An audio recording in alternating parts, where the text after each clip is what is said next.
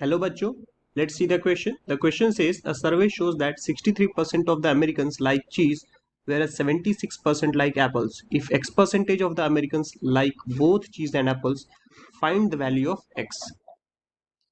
The key concept of this question is related to Venn diagram. So the key concept is, suppose we have a sample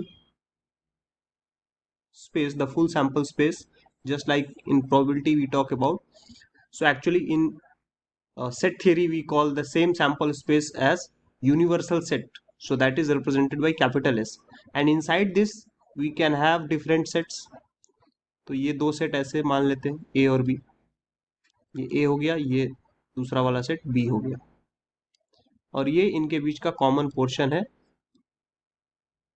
ठीक है, तो अगर इस तरीके का वेन डायग्राम बनता है तो हमारे पास आइडेंटिटी क्या होती है, n A union B is equal to n of A plus n of B minus n A common B और ए इंटरसेक्शन बी। ये जो कॉमन पोर्शन, जो शेडेड पोर्शन मैंने शो किया है, that is nothing but n A intersection B. अगर आप ध्यान से देखें तो यहाँ पे कुछ और आइडेंटिटीज या इनइक्वालिटीज हम लोग लिख सकते हैं, like n of A union B. यहाँ पे तो already n A plus n B minus n A intersection B एक आइडेंटिटी हो गया, बट ये जो यूनियन है, ये ओवरऑल ये जो सब एस से हमने रिप्रेजेंट किया यूनिवर्सल सेट, इससे तो कम ही होगा, ज़्यादा से ज़्यादा उसके इक्वल हो सकता है, राइट।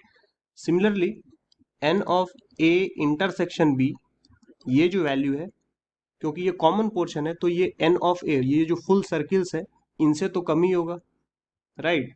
तो ये एन ऑफ ए से भी कम होगा,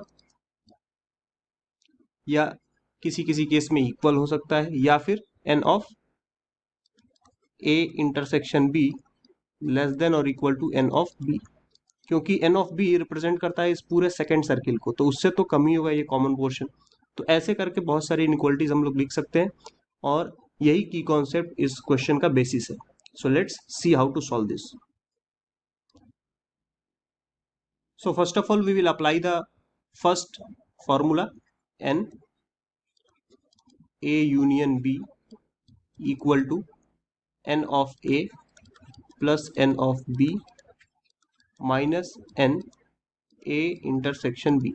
तो यहाँ पे ये सारी वैल्यूज गिवन है या नहीं एक बार चेक करते हैं क्वेश्चन में। तो अगर क्वेश्चन को देखा जाए तो हम मान लेते हैं कि ये जो a रिप्रेजेंट कर रहा है, this represents American who like चीज, ठीक है, और ये जो बी है ये रिप्रेजेंट कर रहा है एप्पल्स को पसंद करने वाले अमेरिकन्स। तो clearly n of A given है 63 परसेंटेज है, तो अगर हम टोटल 100 में मानते हैं तो 63 लिख सकते हैं। ऐसे ही एन ऑफ बी 76 गिवन है, तो यहाँ पे सब्सटीट्यूट कर देंगे। बट अभी हमारे पास इंफॉर्मेशन ना ही इस यूनियन के बारे में है ना ही इंटरसेक्शन के बारे में, तो इसको ऐसे ही लिख लेंगे, n A union B is equal to 63 plus 76 minus n A intersection B. तो यहाँ से इंफॉर्मेशन क्या आ जाएगी, इस इंटरसेक्शन वाले को मैं लेफ्ट साइड से राइट साइड से लेफ्ट साइड लेकर के आता हूँ, तो ये बन जाएगा n A intersection B, that is equal to, add करने पे ये 139 हो गया, minus n A union B. ये हमारे पास एक इक्वेशन बन गया।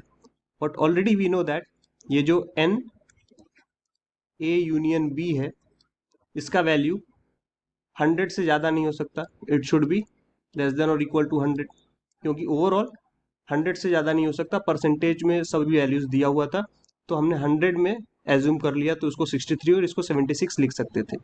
तो यहाँ पे मैंने इन इनइक्वालिटीज का यूज़ किया है। तो इसके बेसिस पे मैं क्या लिख सकता हूँ, अगर मैं इसको लिखूँ माइनस से मल्टीप्लाई कर दूँ दोनों साइड, तो ये -100 तो हो जाएगा, बट माइनस से मल्टीप्लाई किया है या -1 से, तो ये इनइक्वालिटी का डायरेक्शन चेंज हो जाएगा। अब दोनों साइड 139 ऐड कर दूंगा, तो 139 minus n A union B greater than 139 minus 100। तो यहाँ से ऑलरेडी ये इक्वेशन 1 से आप क्या लिख सकते हैं, this 139 minus n A union B is actually n A intersection B. तो ये आ गया 39 से ज़्यादा, ये हो गया equation number 2.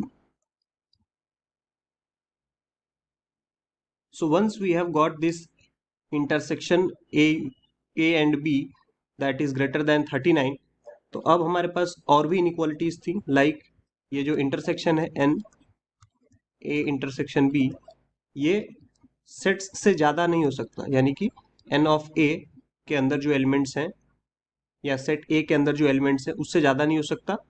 As well as n a intersection b, ये n ऑफ b से भी ज़्यादा नहीं हो सकता. On the basis of this I can write n a intersection b, n of a कितना था 63. Similarly n of a intersection b, n of b कितना था, इट वाज 76. तो ये जो नंबर है वो 63 से ज़्यादा नहीं होना चाहिए, 76 से ज़्यादा नहीं होना चाहिए. तो अगर आप इसको नंबर लाइन पे आप देखो तो ये कहीं पे 63 होगा, ये 76 होगा. दोनों कंडीशन सेटिस्फाई होना चाहिए. तो फर्स्ट कंडीशन अगर सेटिस्फाई होता है तो 63 से कम होना चाहिए, और सेकंड के हिसाब से अगर देखें तो ये 76 से कम होना चाहिए. तो ऐसा कौन सा पोर्शन है जो दोनों कंडीशंस को सेटिस्फाई करे, like this condition also and this condition also. So it means it is nothing but this region. 63 से कम वाला जो पोर्शन होगा लेफ्ट साइड वाला, that region will be the solution, क्योंकि उस केस में फिर दोनों कंडीशन सेटिस्फाई हो जाएगा. So that means I can write therefore n A intersection B that is less than और इक्वल टू 63. और ये हो गया हमारा थर्ड इक्वेशन. राइट, ये हमारा था यहाँ पे second equation. So based on second and third I can write n a intersection b, ये 39 से ज़्यादा हो सकता है सेकंड के अकॉर्डिंग, और ये 63 से कम हो सकता है. और यही हमें फाइंड आउट करना था, that people who like or the American people who like both cheese and apples, they were represented by x. तो यही जो n a इंटरसेक्शन b है ये रिप्रेजेंट किया गया था क्वेश्चन में x से. तो जो x की वैल्यू है वो 63 से ज़्यादा नहीं हो सकती और 39 से कम नहीं हो सकती. तो 39 और 63 के बीच में लाई करेगा, and this will be our final answer. So I hope you have understood the explanation. Thank you and best of luck.